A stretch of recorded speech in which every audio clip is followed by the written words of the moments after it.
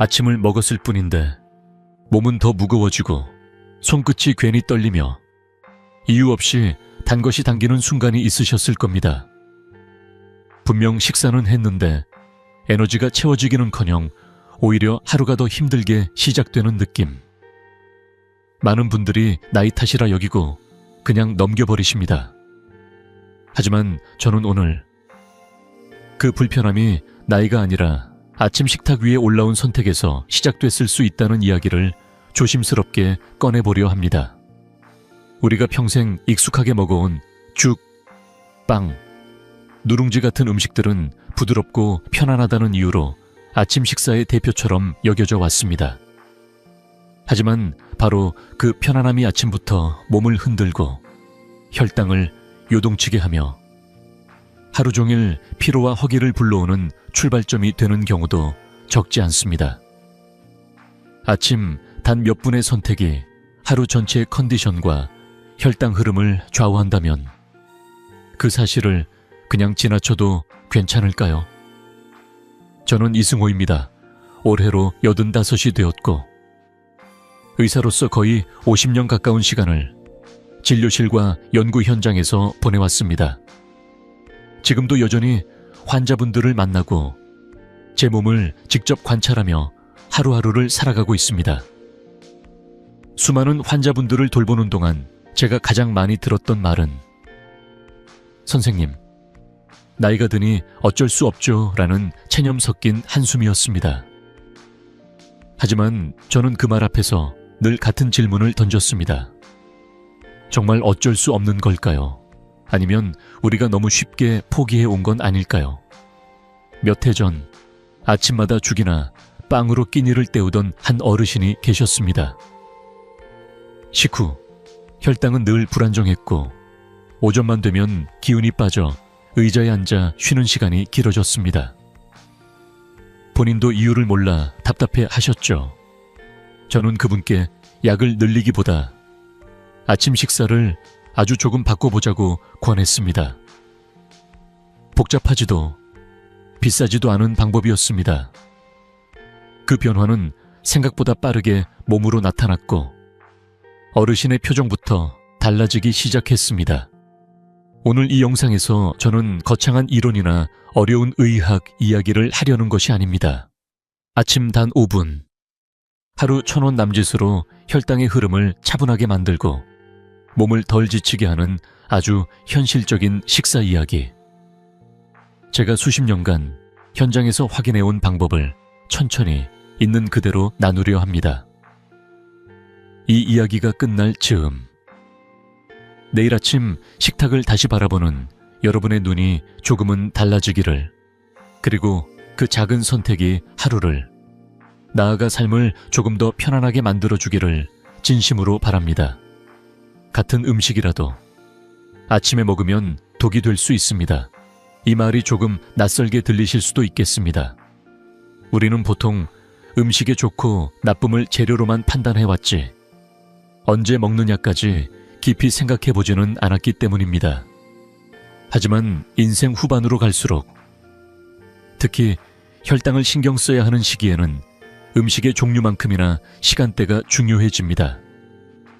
저는 진료실에서 수없이 반복되는 장면을 보며 이 사실을 더욱 분명하게 느끼게 되었습니다. 아침은 우리 몸이 막 잠에서 깨어나는 시간입니다. 이때 몸속에서는 코르티솔이라는 호르몬이 자연스럽게 많이 분비됩니다. 코르티솔은 밤새 떨어진 혈당을 끌어올려 하루를 시작하게 도와주는 역할을 합니다.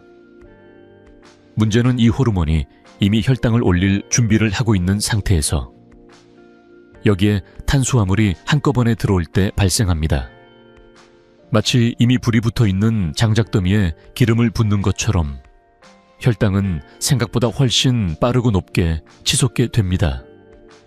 이 원리를 이해하면 왜 아침에 먹는 음식이 특히 중요한지 조금 감이 오실 겁니다.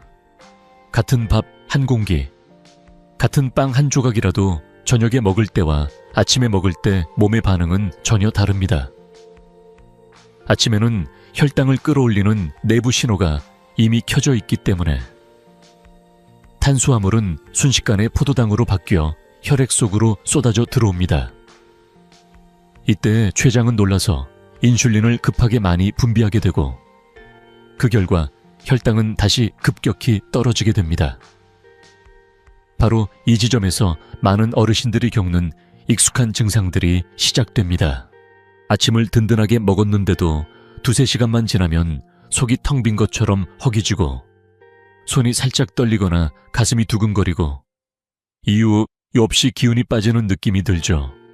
이건 진짜 배고픔이 아니라 혈당이 너무 빠르게 오르고 다시 떨어지면서 생기는 가짜 배고픔입니다. 몸은 위기 상황으로 착각하고 다시 당을 찾으라는 신호를 보냅니다. 이때 가장 먼저 떠오르는 것이 무엇일까요? 사탕 하나, 과자 몇 개, 달콤한 커피 한 잔입니다. 이렇게 군것질이 시작되면 혈당은 다시 올라가고 또 떨어지고 이 과정이 하루 종일 반복됩니다. 본인은 의지가 약해서라고 자책하지만 사실은 아침 한 끼의 선택이 몸의 리듬을 그렇게 만들어 놓은 경우가 많습니다. 저는 이런 분들께 참으셔야 합니다 라고 말하지 않습니다. 대신 아침을 다시 보셔야 합니다 라고 말씀드립니다. 특히 죽, 빵, 누룽지는 오랫동안 노년층에게 착한 음식으로 여겨져 왔습니다. 부드럽고 소화 잘 되고 위에 부담이 적다는 이미지 때문입니다. 하지만 이 음식들의 공통점은 대부분 빠르게 흡수되는 탄수화물이라는 점입니다. 아침 공복 상태에서는 이 부드러움이 오히려 혈당을 가장 빠르게 흔드는 요소가 됩니다. 입안에서는 편안할지 몰라도 몸 안에서는 전혀 다른 일이 벌어지고 있는 셈입니다. 혈당이 급격히 오르내리면 피로감은 쉽게 쌓이고 집중력은 떨어지며 오후로 갈수록 몸은 더 무거워집니다. 아침만 지나면 괜찮아지겠지라고 생각하지만 사실 아침에 이미 하루의 흐름이 정해져 버린 경우가 많습니다. 저는 이것을 혈당 곡선이라고 부릅니다. 아침의 곡선이 크게 출렁이면 점심과 저녁까지 그 여파가 이어집니다. 반대로 아침의 곡선이 완만하면 하루 전체가 훨씬 안정적으로 흘러갑니다. 그래서 저는 늘 강조합니다. 아침 한 끼는 단순히 배를 채우는 시간이 아니라 하루 전체에 혈당 곡선을 미리 그려넣는 시간이라고 말입니다. 이 곡선을 어떻게 시작하느냐에 따라 그날의 에너지, 허기, 군것질, 피로가 거의 결정됩니다. 그렇다면 질문은 하나로 모아집니다. 아침에 무엇을 먹어야 이 곡선을 가장 부드럽게 시작할 수 있을까요? 그리고 비용과 시간, 체력의 부담 없이 그것이 가능할까요? 이제 다음 이야기에서 그 조건과 해답을 하나씩 풀어보겠습니다. 이 나이가 되면 건강을 챙기고 싶은 마음은 더 커지는데 정작 비싸고 복잡한 것들은 오래 가지 못합니다. 진료실에서 가장 자주 듣는 말 중 하나가 선생님, 몸에 좋다는 건 많은데 뭘 해야 할지 모르겠어요 라는 이야기입니다. 텔레비전을 켜면 새로운 건강기능식품이 나오고 인터넷에는 수입 재료와 어려운 레시피가 넘쳐납니다. 처음에는 의욕이 생기지만 며칠만 지나면 손이 가지 않고 결국 원래의 식탁으로 돌아오게 됩니다. 저는 그 과정을 수없이 지켜봐 왔습니다. 노년기의 건강관리에서 가장 자주 실패하는 이유는 효과가 없어서가 아닙니다. 지속할 수 없기 때문입니다. 가격이 부담되거나 준비 과정이 번거롭거나 몸이 힘들면 아무리 좋은 방법이라도 습관으로 남지 않습니다. 그래서 저는 늘 기준을 아주 현실적으로 잡습니다. 그 첫 번째가 바로 비용입니다. 하루 아침 식사에 들어가는 비용은 1,000원 내외여야 합니다. 더 비싸지면 마음속 어딘가에서 이미 계산이 시작되고 그 계산은 곧 부담이 됩니다. 많은 분들이 묻습니다. 선생님, 그렇게 싼 음식이 정말 효과가 있을까요?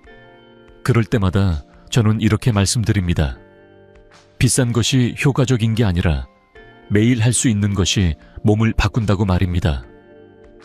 약도 매일 먹지 않으면 약이 아니듯 식사 역시 꾸준히 반복될 수 있어야 의미가 있습니다.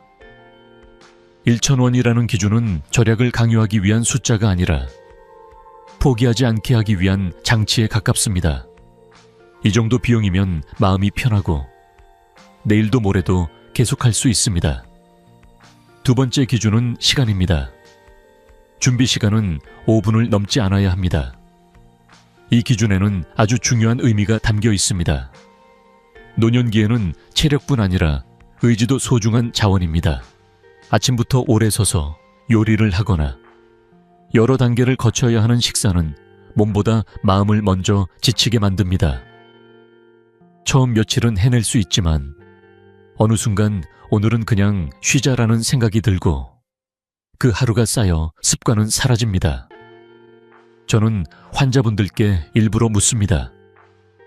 아침에 일어나서 부엌에 몇 분까지 서 계실 수 있겠습니까? 대부분 고개를 끄덕이며 비슷한 대답을 하십니다. 올해는 힘들고 간단했으면 좋겠다고 말입니다. 그래서 5분이라는 시간을 제한합니다. 재료를 꺼내고 조리하고 접시에 담기까지 그 이상 걸리지 않는 식사. 그 정도라면 부담이 아니라 일상이 됩니다. 몸을 설득하기 전에 먼저 생활을 설득해야 합니다. 이 두 가지 기준, 비용과 시간은 단순한 조건처럼 보이지만 사실은 노년기 건강관리의 핵심입니다. 돈이 많이 들지 않아야 마음이 편하고 시간이 오래 걸리지 않아야 몸이 따라옵니다. 이 두 장벽을 넘지 못하면 그 다음 이야기는 아무 소용이 없습니다. 저는 그래서 이 기준을 절대 양보하지 않습니다.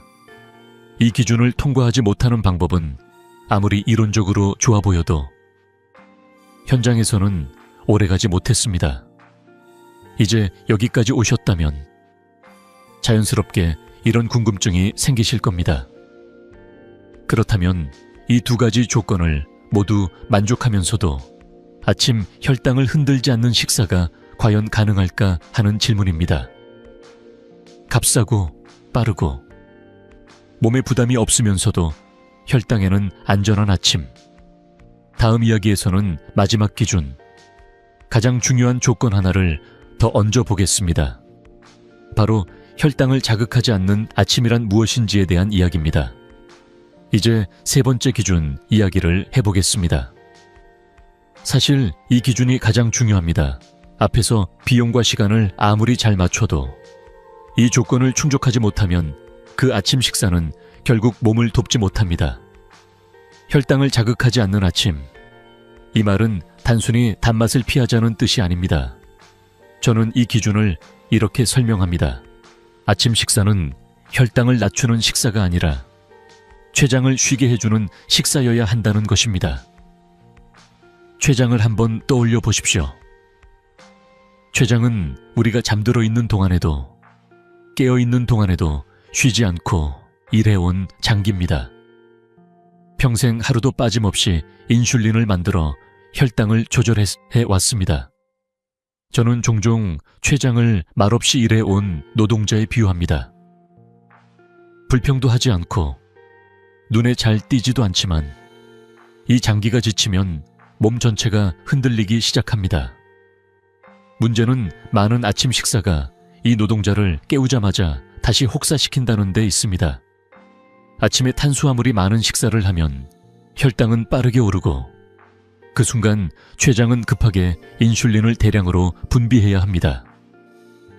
아직 몸이 완전히 깨어나기도 전에 가장 힘든 일을 떠맡게 되는 셈입니다.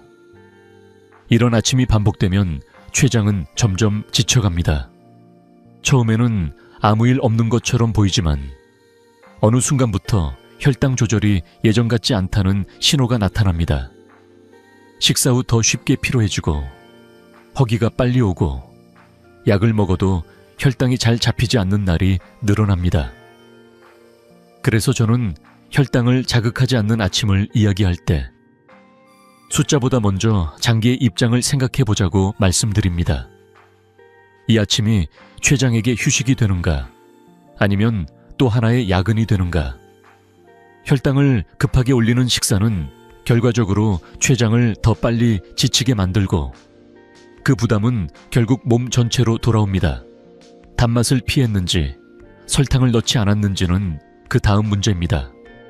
핵심은 췌장이 놀라지 않도록 만드는 식사입니다. 많은 분들이 그럼 아침을 아예 안 먹는 게 낫지 않나요? 라고 묻기도 합니다. 하지만 그것 역시 췌장을 쉬게 하는 방법은 아닙니다. 공복이 길어지면 몸은 또 다른 방식으로 혈당을 끌어올리려 하고 그 과정에서 췌장은 다시 일을 하게 됩니다. 중요한 것은 아침을 거르는 것이 아니라 아침을 어떻게 먹느냐입니다. 췌장이 과하게 반응하지 않도록 혈당이 천천히 움직이도록 돕는 식사가 필요합니다. 이 기준을 만족하지 못하면 앞서 이야기한 비용과 시간의 조건은 사실 큰 의미가 없습니다. 아무리 싸고 아무리 간단해도 아침마다 췌장을 자극하는 식사라면 결국 약을 늘리게 되고 몸은 더 피로해집니다. 저는 이 점을 단호하게 말씀드립니다. 아침 식사는 배를 채우는 시간이 아니라 장기를 대우하는 시간입니다. 그 대우가 좋을수록 몸은 오랫동안 버텨줍니다. 여기까지 들으시면서 아마 마음속에 이런 질문이 생기셨을 겁니다. 그렇다면 췌장을 쉬게 하면서도 돈과 시간이 들지 않는 아침 식사는 과연 무엇일까 하는 질문입니다. 이제부터는 이 세 가지 기준을 모두 만족하는 아주 현실적인 해답으로 들어가 보겠습니다. 값싸고 빠르며 무엇보다 췌장을 편안하게 만드는 아침. 그 중심에 있는 두 가지 재료 이야기를 차분히 이어가 보겠습니다. 양배추는 채소가 아니라 위장약에 가깝습니다. 이렇게 말씀드리면 의아해 하시는 분들도 계시겠지만 저는 오랜 시간 진료실에서 이 말을 수없이 확인해 왔습니다. 특히 아침 공복에 속이 쓰리거나 더부룩한 분들, 약을 먹을수록 위가 예민해졌다고 느끼는 분들에게 양배추는 단순한 반찬이 아니라 몸을 먼저 달래주는 보호막에 가깝습니다. 양배추가 가진 힘의 중심에는 비타민 U라고 불리는 성분이 있습니다. 이름부터 조금 낯설지만 이 성분은 손상된 위 점막을 회복하는 데 도움을 주는 역할을 합니다.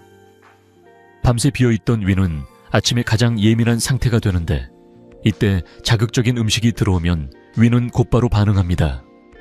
반대로 양배추처럼 부드럽게 위를 감싸주는 음식이 먼저 들어오면 위 안쪽에는 마치 얇은 보호막이 한 겹 깔리는 것처럼 안정감이 생깁니다.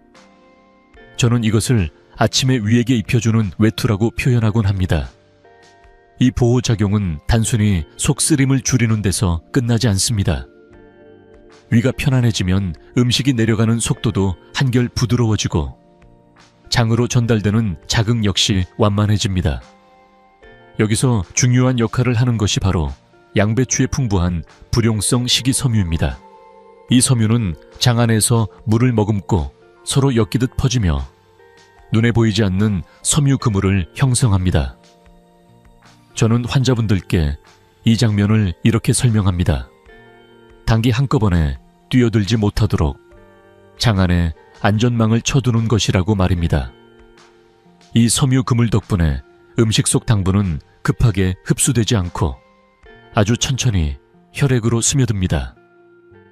그래서 아침에 흔히 겪는 혈당 쇼크, 갑자기 어지럽거나 손이 떨리는 증상이 줄어들게 됩니다. 몸은 놀라지 않고 췌장도 급하게 일할 필요가 없어집니다. 아침 공복에 양배추가 특히 적합한 이유가 바로 여기에 있습니다. 위를 먼저 보호하고 장에서는 흡수 속도를 조절해주니 혈당의 흐름이 자연스럽게 완만해지는 것입니다. 노년층에게 흔한 더부룩함과 속 답답함 역시 이 과정에서 함께 완화됩니다. 많은 분들이 아침에 조금만 먹어도 체한 것 같다고 말씀하시는데 이는 위가 약해졌다기보다 보호받지 못한 상태에서 음식이 들어왔기 때문인 경우가 많습니다.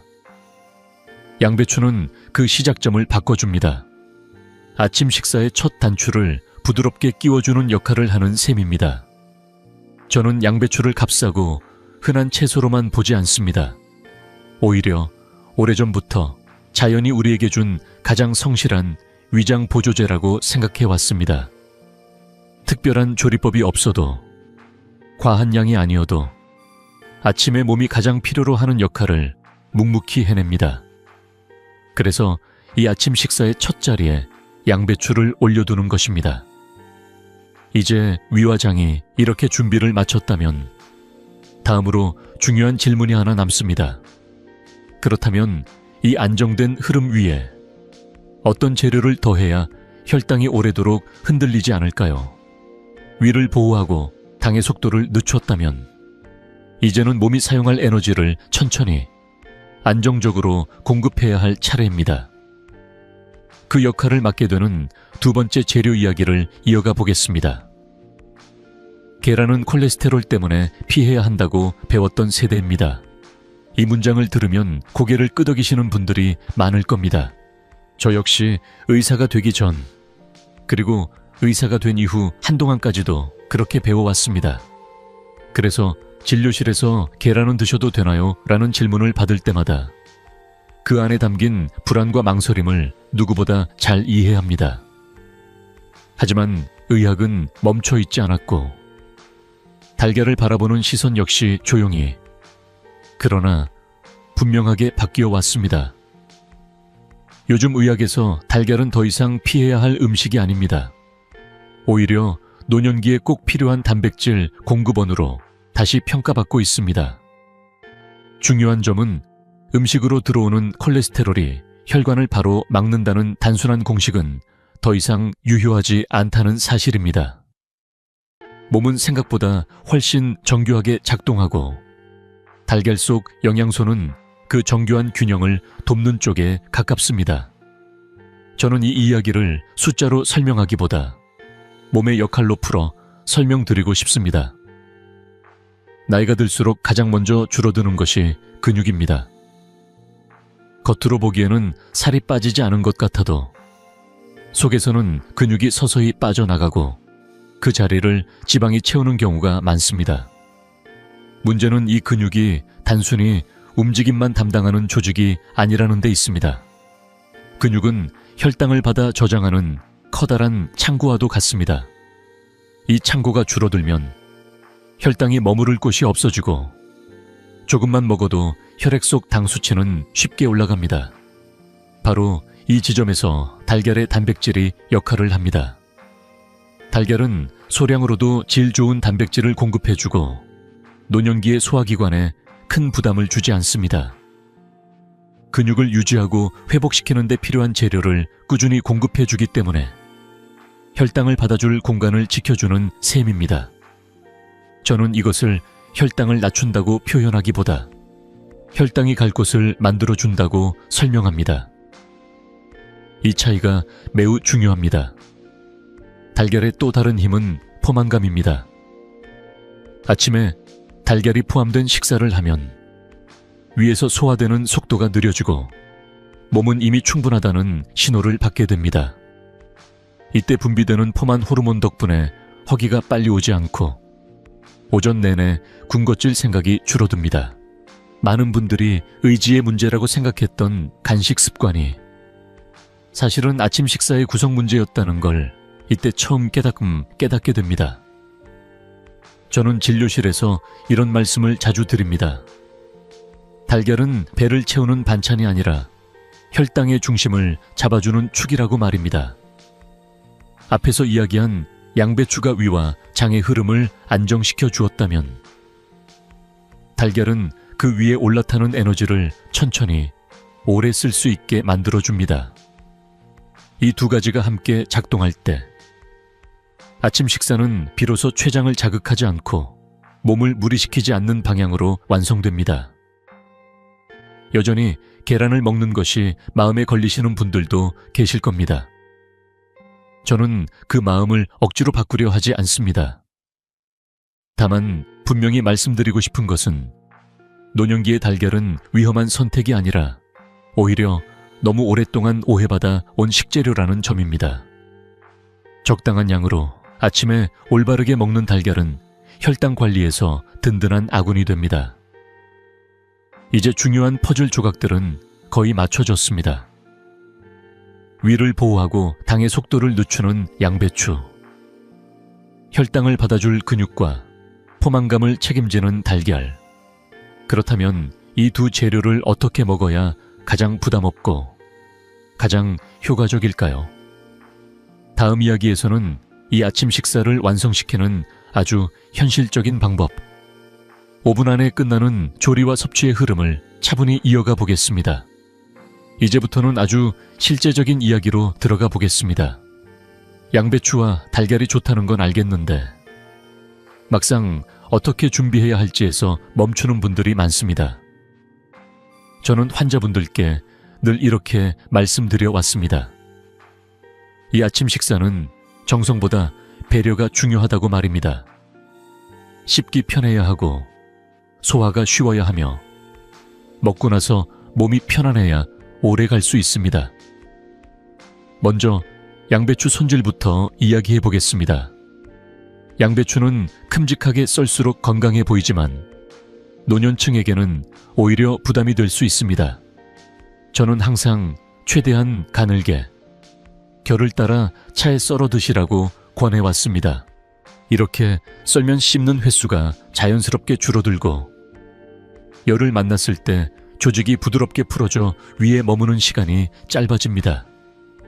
치아가 약하거나 틀니를 사용하시는 분들도 부담 없이 드실 수 있고 위에서 일을 덜 하게 되니 더부룩함도 줄어듭니다. 달걀은 따로 조리하기보다 양배추와 함께 섞는 것이 좋습니다. 저는 환자분들께 달걀을 풀 때 너무 거칠게 휘젓지 말고 노른자와 흰자가 자연스럽게 섞일 정도로만 풀라고 말씀드립니다. 여기에 가늘게 썬 양배추를 넣어 가볍게 섞으면 됩니다. 이렇게 하면 달걀이 양배추 사이를 부드럽게 감싸주어 익었을 때 식감이 훨씬 편안해집니다. 따로 먹을 때보다 소화 부담도 적고 위에서 한 덩어리로 뭉치지 않아 속이 훨씬 편해집니다. 조리 자체는 어렵지 않습니다. 중요한 것은 불 조절입니다. 센 불에 빠르게 익히면 겉은 탈 수 있고 속은 거칠어집니다. 저는 항상 약불에서 천천히 익히라고 권해왔습니다. 시간이 조금 더 걸릴 것 같지만 실제로는 몇 분 차이도 나지 않습니다. 대신 이렇게 조리하면 양배추의 수분과 달걀의 부드러움이 어우러져 씹을 때 힘이 거의 들지 않는 상태가 됩니다. 이 차이가 아침 식사의 부담을 크게 줄여줍니다. 이제 언제 먹느냐에 대한 이야기를 해보겠습니다. 이 아침 식사는 눈을 뜨고 바로 먹는 것이 아니라 몸이 완전히 깨어나기 직전에 먹는 것이 가장 좋습니다. 저는 환자분들께 기상 후 물 한 컵을 먼저 드시고 잠시 숨을 고른 뒤 이 식사를 하시라고 권해왔습니다. 밤새 비어있던 위에 갑자기 음식이 들어가는 것을 막고 위와 장이 준비할 시간을 주는 것입니다. 이 작은 여유가 위 안정과 혈당 흐름에 큰 차이를 만듭니다. 그리고 한 가지 더 중요한 점이 있습니다. 급하게 드시지 않는 것입니다.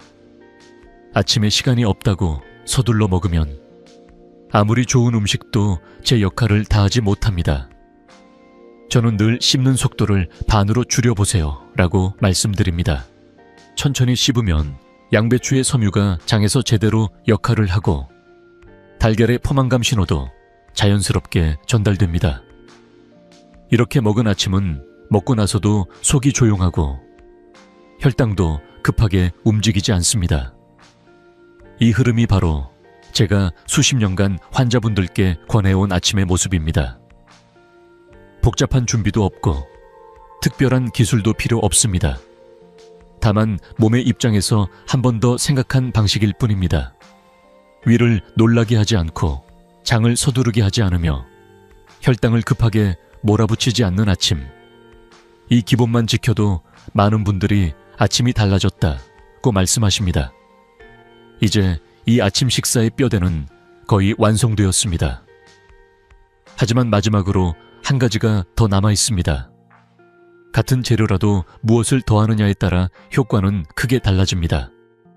다음 이야기에서는 이 아침을 한 단계 더 완성시키는 요소, 기름과 양념을 어떻게 써야 혈당을 더욱 안정적으로 만들 수 있는지 차분히 이어가 보겠습니다.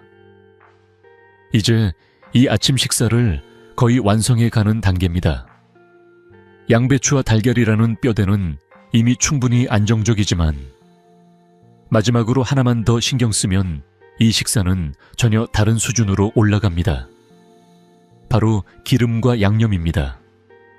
많은 분들이 이 정도면 됐지 하고 지나치는 부분이지만 저는 이 작은 차이가 혈당의 흐름을 결정짓는 마지막 장치라고 생각해 왔습니다.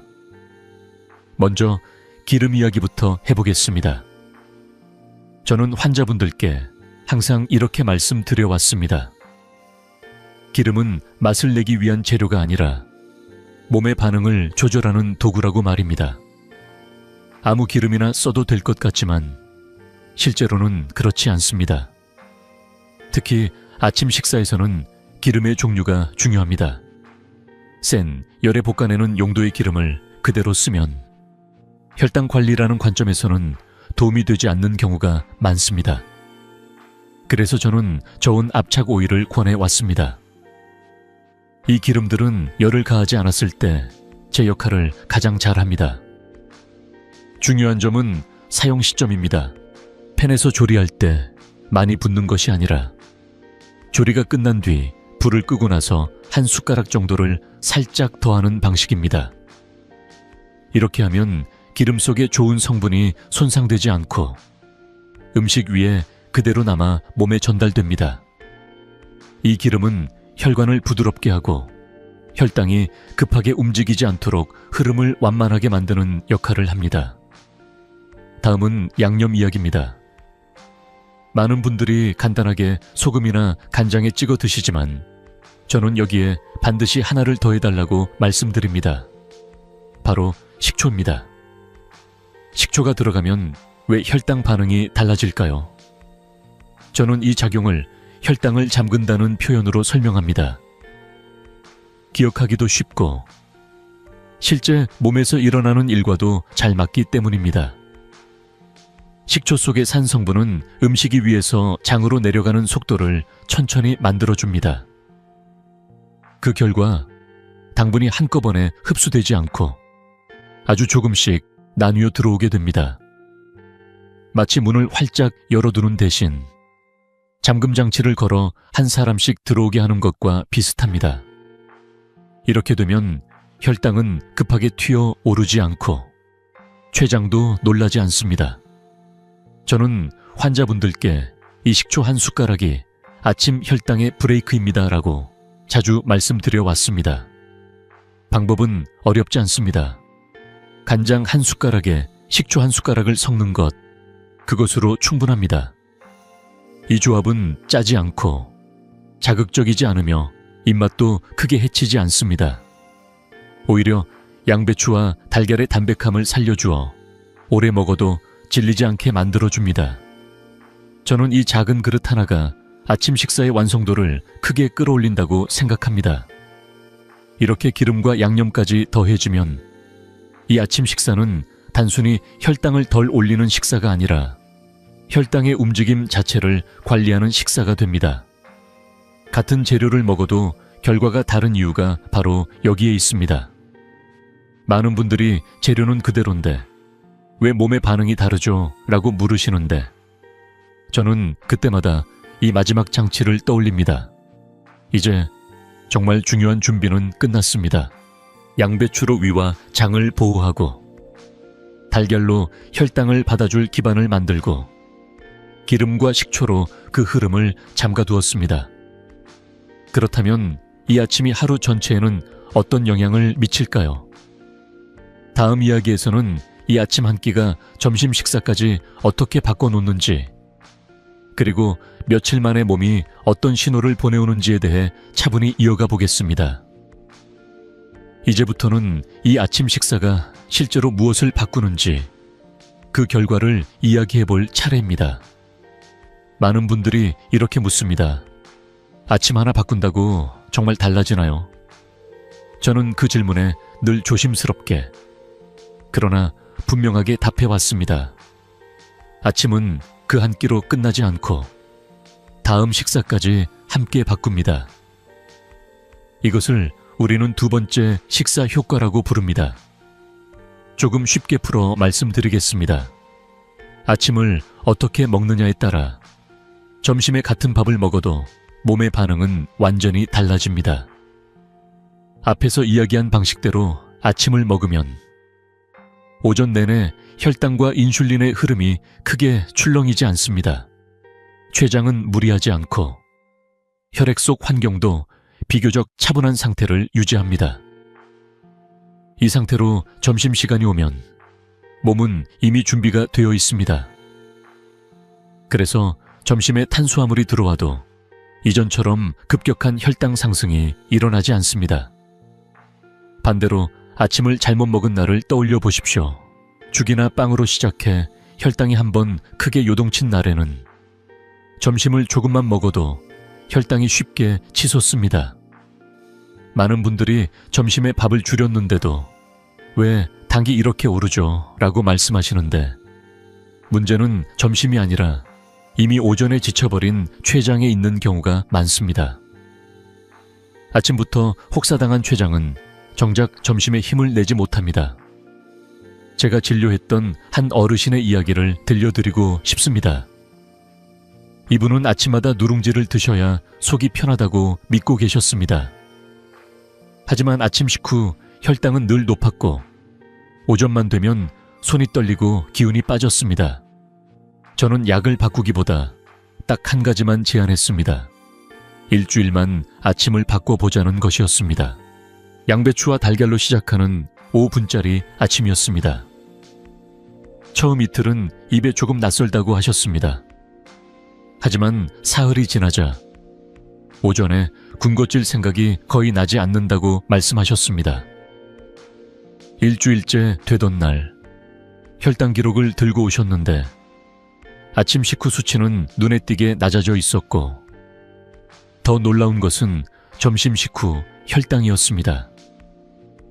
예전에는 같은 양의 밥을 먹으면 늘 높게 나오던 수치가 그 주에는 훨씬 안정적인 범위에 머물러 있었습니다. 숫자보다 먼저 달라진 것은 표정이었습니다. 몸이 덜 흔들립니다 라는 말이 아직도 기억에 남습니다. 이것이 바로 두 번째 식사 효과입니다. 아침에 몸을 어떻게 대우했느냐가 점심의 결과로 그대로 이어지는 현상입니다. 아침에 혈당의 흐름을 차분하게 만들어두면 점심은 싸워야 할 대상이 아니라 관리 가능한 식사가 됩니다. 하루 전체가 훨씬 수월해지는 이유도 여기에 있습니다. 물론 매일 같은 음식이면 금방 질릴 수 있습니다. 그래서 저는 기본 원칙만 지키되 작은 변형을 허용하자고 말씀드립니다. 양배추와 달걀이라는 중심은 그대로 두고 두부를 조금 더해 식감을 부드럽게 하거나 제철 채소를 소량 섞어 색을 바꾸는 정도면 충분합니다. 중요한 것은 혈당을 흔드는 요소를 넣지 않는 선에서의 변화입니다. 이렇게 하면 식사는 지루하지 않으면서도 몸의 반응은 계속 안정적으로 유지됩니다. 저는 건강관리에서 가장 중요한 단어를 지속이라고 생각합니다. 며칠의 열심이 아니라 몇 달, 몇 년 이어갈 수 있는 선택. 이 아침 식사는 바로 그 지점을 겨냥하고 있습니다. 화려하지 않지만 몸이 솔직하게 반응하는 방식입니다. 이제 여러분도 느끼셨을 겁니다.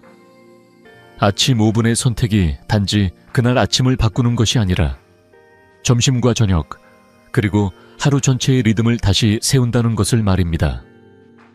다음으로는 이 모든 이야기를 하나로 정리하며 내일 아침 바로 실천할 수 있도록 마음을 다지는 시간을 가져보겠습니다.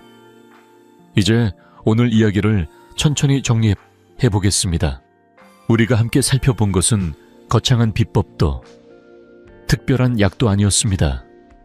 다만 아침이라는 가장 조용한 시간에 몸을 어떻게 대할 것인가에 대한 선택이었습니다. 저는 늘 이렇게 생각해 왔습니다. 건강은 어느 날 갑자기 결심해서 얻어지는 결과가 아니라 내일 아침 무엇을 먹을지 정하는 아주 사소한 순간에서 시작된다고 말입니다. 양배추와 달걀로 시작하는 이 아침 식사는 요령이나 유행이 아닙니다. 잠깐 해보고 마는 방법도 아닙니다. 돈이 많이 들지 않고 시간이 오래 걸리지 않으며 몸을 무리시키지 않기 때문에 오히려 오래 가져갈 수 있는 방식입니다. 위를 편안하게 보호하고 혈당의 흐름을 차분히 만들고 하루 전체의 리듬을 안정시키는 선택. 이것이 제가 수십 년 동안 현장에서 확인해온 가장 현실적인 답이었습니다. 부디 내일 아침 부담 없이 한 번만 실천해 보시길 바랍니다. 그리고 가능하다면 숫자로 확인해 보세요. 몸의 느낌도 좋지만 혈당 수치라는 결과는 더 큰 확신을 줍니다. 며칠만 지나도 몸이 덜 흔들린다는 신호를 스스로 느끼게 되실 겁니다. 그때부터는 억지로 하지 않아도 자연스럽게 이어지게 됩니다. 이 채널은 앞으로도 어려운 의학 이야기를 하기보다는 여러분의 일상 곁에서 함께 고민하고 설명드리는 공간이 되고자 합니다. 혼자서 검색하다 지치지 않도록, 괜히 불안해하지 않도록 제가 옆에서 차분히 이야기 나누겠습니다.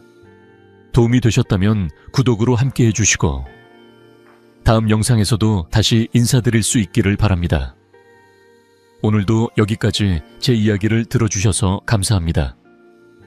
내일 아침 조금 더 편안한 몸으로 하루를 시작하시길 진심으로 응원합니다.